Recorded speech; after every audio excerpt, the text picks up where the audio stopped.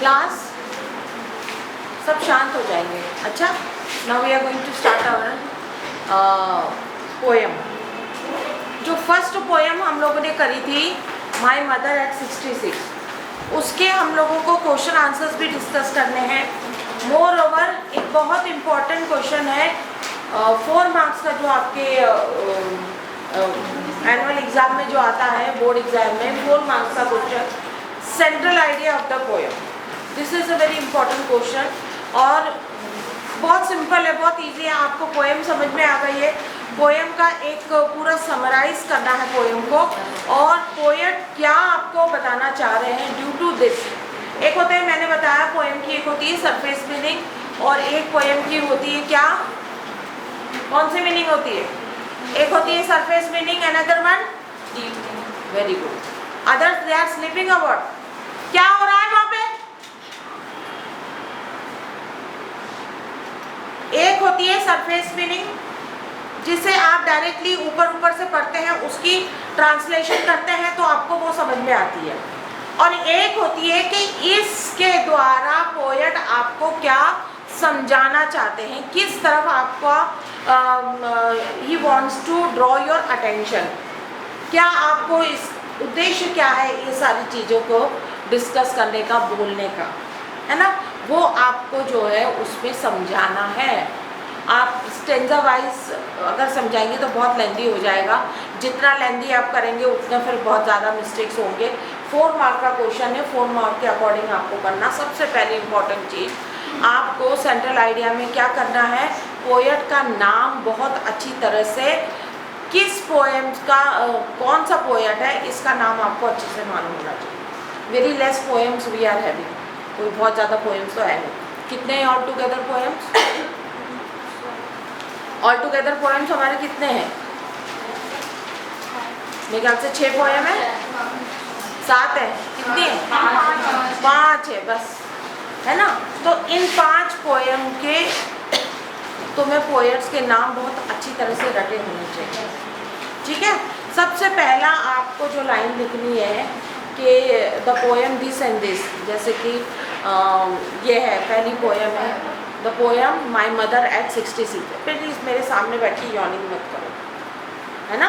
ये तुम तो बोर हो ही रहे हो, दूसरों को और करो।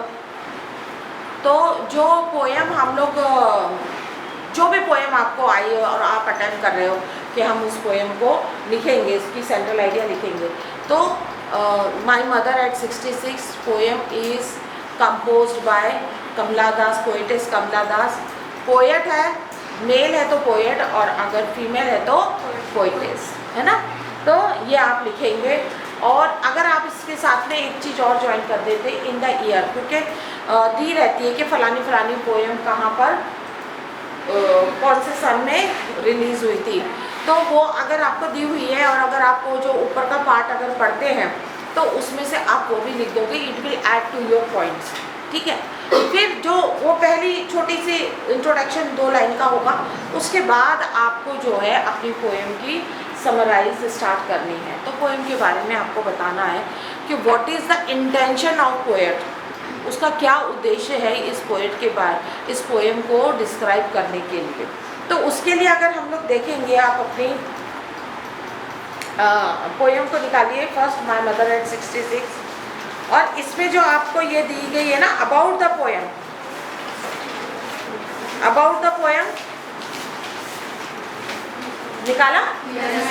अब इसमें दिया गया है अबाउट द पोएम। मैं हमेशा जब भी पोएम स्टार्ट करती हूँ तो मैं आपको ये ज़रूर रीड करवाती हूँ about the poem. Why? Because इसमें जो है एक short introduction of the poem आ जाता है, लेकिन आपको इतना शॉर्ट नहीं लिखना। अगर आप इतना शॉर्ट लिखोगे तो आपको हार्डली, अगर कोई मिस्टेक्स नहीं हुई तो 2 मार्क्स मिलेगी।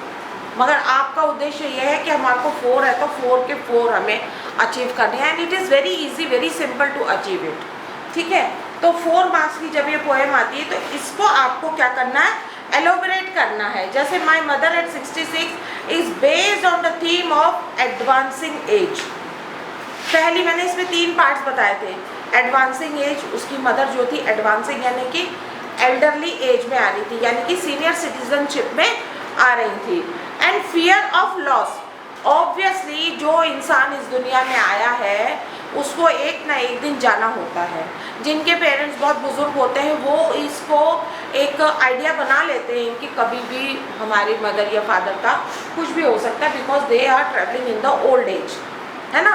तो वो एक फियर होता है। कमला दास, पोएटेस कमला दास को बहुत ज़्यादा फियर था कि whether the next time I am going to come to my home town पे जब मैं आऊँगी तो क्या मैं अपनी मदर को मिल पाऊँगी, कहीं ऐसा तो नहीं कि बीच में ही इनको कुछ ऐसा हो जाए मैं इनसे बोल नहीं पाऊँ बात।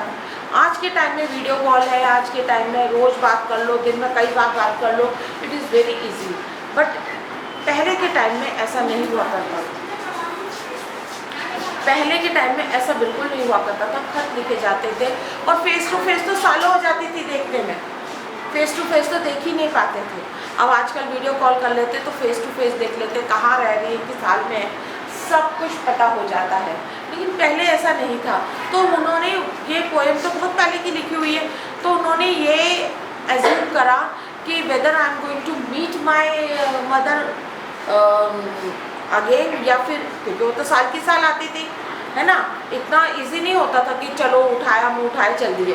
अब आजकल तो ये है कि अमेरिका में भी कोई बैठा है तो वो भी हर महीने हर दूसरे महीने तीसरे महीने भी आ सकता है, क्योंकि पैसा लोगों के पास बहुत है, आना जाना बहुत ही सहूलियत का हो गया है, ट्रैवलिंग इज़ वेरी सिंपल, तो आ जाते हैं। लेकिन पहले ऐसा नहीं होता था।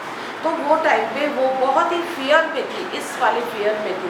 इसको आपको थोड़ा सा एलोबरेट करना है। एलोबरेट का मतलब होता है उसको थोड़ा सा एक्सप्लेन करके उसको आपको लिखना है। थर्ड पार्ट क्या है? Separation associated with it. Separation का मतलब होता है अलगाव, है ना, अलगाव। सेपरेशन एसोसिएटेड, एसोसिएटेड मतलब उस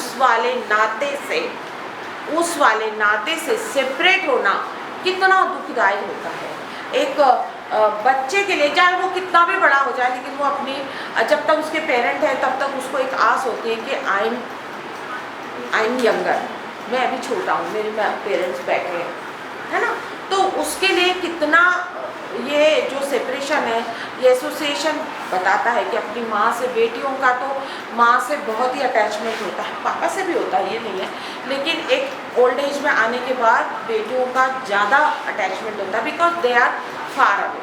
जनरली लड़के तो साथ में ही रहते हैं, लेकिन लड़कियां जो है अपने ससुराल की होती हैं, अपने कहीं जॉब कर रही हैं वहाँ की होती, तो उन लोगों को अपने पेरेंट्स के लिए बहुत ज़्यादा अटैचमेंट होता है और मोस्टली वो लोग घर पे ज़्यादा टाइम स्पेंड करती हैं कंपेयर टू बॉयज़, तो इसीलिए उन लोगों का अपने पेरेंट्स के साथ में अटैचमेंट बहुत ज़्यादा होता है। इसीलिए जो पोएटेस कमला दास है वो रहती तो कोचीन में है, लेकिन वो now and then he comes and visit the parents. Holidays में वो पेरेंट्स के पास आती थी, अपने होम टाउन को विज़िट करती थी, और वहीं से ये फियर जो है उनके दिल में बैठ गया था। बिकॉज इफ़ एसोसिएशन मतलब वो बॉन्डिंग, वो पेरेंट और डॉटर की जो बॉन्डिंग है वो कितनी स्ट्रॉन्ग है ना। तो उससे पता चलता है कि फियर ऑफ लॉस कितना है। सब ये इंटरकनेक्टेड है ना।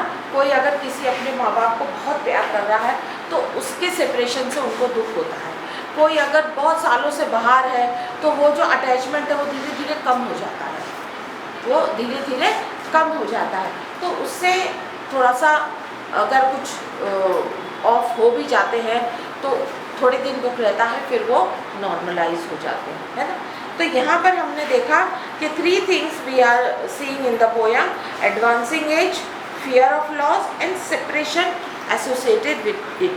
The poetess undergoes a plethora of emotion. एक ओवर इमोशंस है उसके अंदर, है ना, एक इतनी ओवर इमोशंस है, ओवर बील्ड है वो, मतलब उसके इमोशंस जो है अंडर कंट्रोल नहीं है, क्योंकि ये फियर जो है वो बर्दाश्त नहीं कर पाएंगी। Like this she wanted to tell. When she sees her mother aging and feels the pang of separation at the thought of losing her, अगर जब वो सोचती है ना कि मैं अपने पेरेंट्स से अलग हो जाऊंगी, तो ये जो फियर है उसको इतना उसके मन में घबराहट और एक अलग सा दर्द, एक अलग सा पेन दे देता है, जिसको वो बर्दाश्त नहीं करना चाहती, जिसको वो अपने सामने लाना नहीं चाहती, उससे भागना चाहती है। This is the truth. लेकिन समटाइम हम लोग क्या होते हैं, ट्रुथ से भागते हैं, हम लोग जो है सच्चाई से भागते हैं, क्योंकि वो सच्चाई बहुत पेनफुल होती है, तो हम उससे जो है भागते हैं। ऐसे ही ये जो है अपनी मम्मी को देख रही है, she is under the old age and may be any time she may get collapse, any time she may be called as an heavenly abode, कुछ भी मतलब हो सकता है उनको। तो ये थॉट उनको जो है ना इतना कचोटता है अंदर से, इतना पेन देता है कि वो इस चीज़ को देखना नहीं चाहती। She always wishes for the lost beauty and youth of her mother. उन्होंने बचपन से अपनी मम्मी को यंग एज में देखा है, खूबसूरत देखा है, और ओल्ड एज में आने के बाद खूबसूरती तो ढल जाती है, किसी की भी हो, है ना। थोड़ी एज आने के बाद में क्या होती है, वो ब्यूटी ढल जाती है, और वो जब वो देख रही है तो उसको वो भी नहीं अच्छा लगता है, बच्चों को वो भी नहीं अच्छा लगता है। मम्मी तो पहले बहुत प्यारी लगती थी, बहुत ऐसी लगती थी। पुराने फ़ोटोज़ तुम अपनी मदर से देखते हो तो तुम लोग को बड़े एक्साइटेड होते, मम्मा तो आप कितने अच्छे लगते थे पहले, है ना, आप कैसा हो गया, अब आप मेंटेन नहीं रखते। आजकल तो बच्चे लोग ये भी कहते हैं, मम्मी आप मेंटेन रखा करो, पहले तो नहीं कहते थे, क्योंकि it was not in their what it called day to day life में नहीं था कि मेंटेन रहना है लाइक दिस एंड ऑल, ये वर्ड्स ही नहीं थे। तो क्या होता है, वो ये चीज़ को भी बर्दाश्त नहीं कर पा रही। तो ये सब बातों को आपको थोड़ा एलोबरेट करके आपकी पोएम में, आपकी सेंट्रल आइडिया में लिखना है। और मोस्टली जो आप लिखेंगे बहुत सिंपल लैंग्वेज में लिखें, बहुत ही सिंपल लैंग्वेज लिखिए, ताकि मिस्टेक्स कम हो, है ना। मिस्टेक्स नहीं होनी चाहिए, मिस्टेक्स हुए तो वहाँ आपके मार्क्स डिडक्ट हो जाएंगे। आप ये जो लैंग्वेज है ये बड़ी टफ लैंग्वेज दी है, लेकिन आप इस लैंग्वेज को अपनी लैंग्वेज में बहुत ही सिंपल तरीके से आप इसको एलोबरेट करिए, और and if you want I can make it and I can dictate you.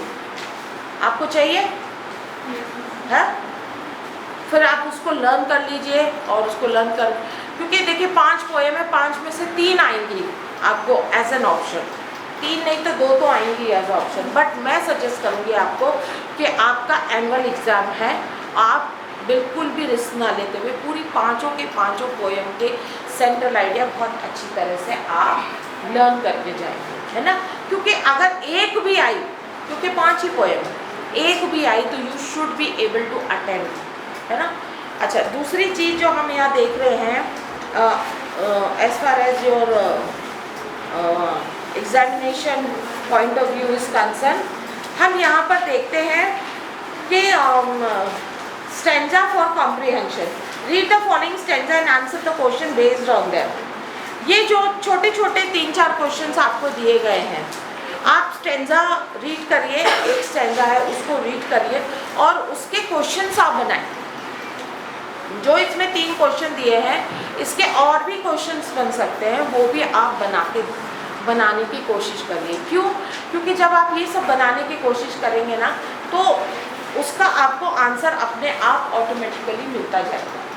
Poem आपको अच्छी तरह से समझ में आ गई है, अब आप उसके क्वेश्चंस बनाएंगे तो आप जानेंगे कि भाई हाँ, इस पोएम में क्या क्या सवाल पूछे जा सकते हैं। ठीक है, एक स्टैंजा पकड़ लीजिए, उसके 3 जो क्वेश्चंस आपको दिए हैं वो तो दिए हैं, उसके अलावा 3-4 लाइन में आपको कोई और क्वेश्चंस भी दिखते हैं तो आप वो भी बनाइए, है ना।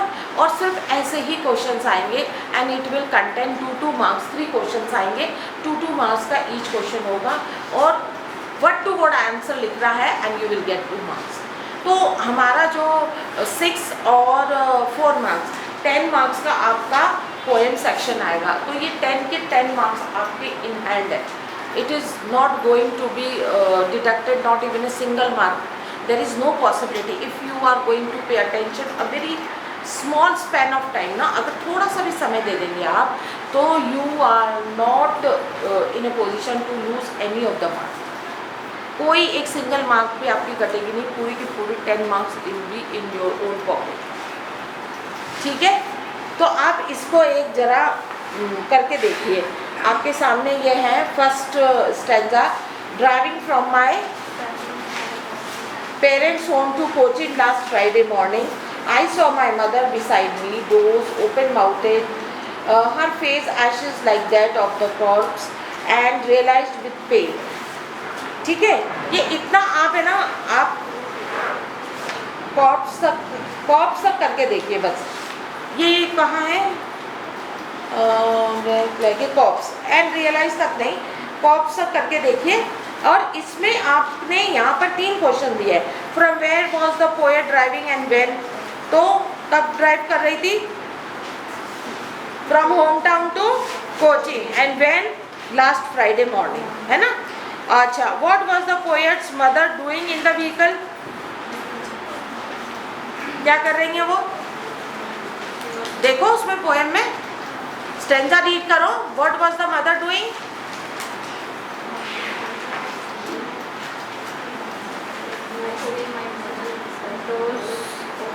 No, what was she doing? क्या कर रही थी? उन्होंने क्या देखा वो नहीं. See here you have to write down the accurate answer. अगर आप उस आंसर में 10 आंसर का क्वेश्चन का आंसर लिखोगे तो you will not get the marks. आ रही बात समझ में? No, sit. No, see now again read the stanza. फिर से रीड करो, स्टार्टिंग से रीड करो.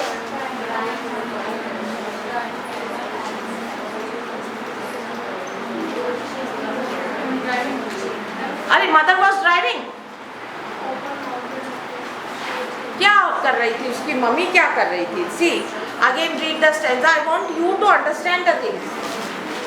आई saw my mother beside me.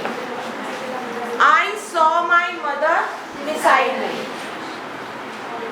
क्या कर रही थी उसकी mummy? She was sitting beside her. No, वो कुछ कर थोड़ी ना रही थी. अरे वो कुछ कर रही थी क्या? What she was doing? She was just sitting. She was sitting beside me. आ रही बात समझ में? Only you have to give the point to point answer. अगर आपने बहुत सारे 3-4 क्वेश्चंस के आंसर उसमें दे दिए तो वो राउंड हो जाएगा and you will not get the full marks. What it? वो 2 मार्क क्यों है? तो अंडरस्टैंडिंग के लिए तो है, कॉम्प्रिहेंसिव के लिए तो है वो. अच्छा, नेक्स्ट क्वेश्चन क्या है? How was the face of the poet's mother looking like? Now the answer is there which we were telling me previously. अभी जो बोल रहे थे उसकी मम्मी का फेस कैसा लग रहा था? Who will tell? Who will tell this answer? How was the face looking like? Ashen तो था मगर पूरा रीड करो. Those open-mouthed, ashen and pale, old. Her ashen like that of corpse. Corpse का क्या मतलब होता है? डेड बॉडी, है ना. सिर्फ वो एक इतनी स्टिल थी, मुंह खोले हुए, विदाउट एनी मोशन. जनरली हम लोग कहाँ भी पीछे लोग क्यों बातें कर रहे हैं? जनरली हम लोग क्या देखते हैं ना, जो बहुत बुजुर्ग हो जाते हैं वो बहुत स्टिल होते, बहुत हिलिंग डुलिंग नहीं करते, बहुत ज़्यादा वो नहीं करते, स्टिल हो जाते, है ना. बहुत स्टिल हो जाते. तो वो सब वो देख रहे हैं, वो सब वो देख रहे हैं. अब यहाँ पे आप और क्वेश्चंस क्या बना सकते हैं? आप बताइए.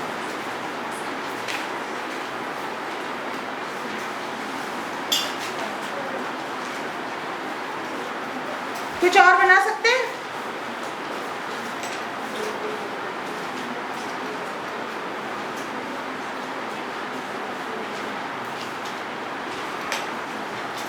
Doors open mouth, her face ashen like that of corpse. तो तुम यहाँ पर ये भी बता सकते हो, ये भी बोल सकते हो कि पोएटिक डिवाइस कौन सा दिया है. इसमें ये भी पूछ सकते हैं वो तुमको कि what is the poetic device in this. अब जैसे कि एक जिंदा इंसान को मरे हुए इंसान से कंपेयर कर रहे हैं, लाइक दिया है तो सिमिली है आता है यहाँ पर, है ना. सिमिली आता है जबकि वो जिंदा है बट उसकी अपीयरेंस ऐसे है कि वो मुर्दों में काउंट हो रहा है ना. तो that means the quality is been describe. तो आप यहाँ पर पूछ सकते हैं व्हाट पोएटिक डिवाइस, ये भी पूछ सकते हैं. And what figure of speech is used in the last line और इन द स्टेंजा. आधी बात समझ में? ये क्वेश्चन भी यहाँ पर हो सकता है। ऐसे ही आपके जो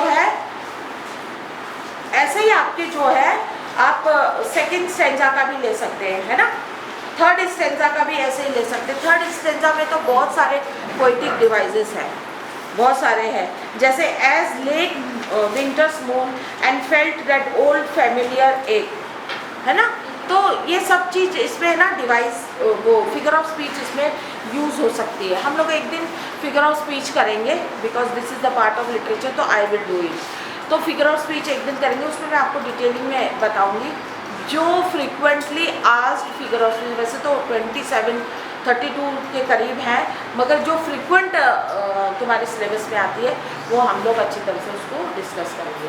so do this in your copy. एक क्वेश्चन आंसर की कॉपी आप लोगों ने बना रखी होगी, आप इस कॉपी को अच्छी तरह से मेंटेन करिए, इसको फुल करिए और अपनी मैम से इसको करेक्शन करा दीजिए, क्योंकि आपकी मैम भी इस चीज़ के लिए कंसर्न थी कि मतलब what is going on, question answers आप लोगों को अच्छी तरह से मिल रहे नहीं मिल रहे लाइक दिस। तो ये आप एक कॉपी आप बनाइए अपने प्रिपरेशन के लिए, इसको बनाइए, ठीक है।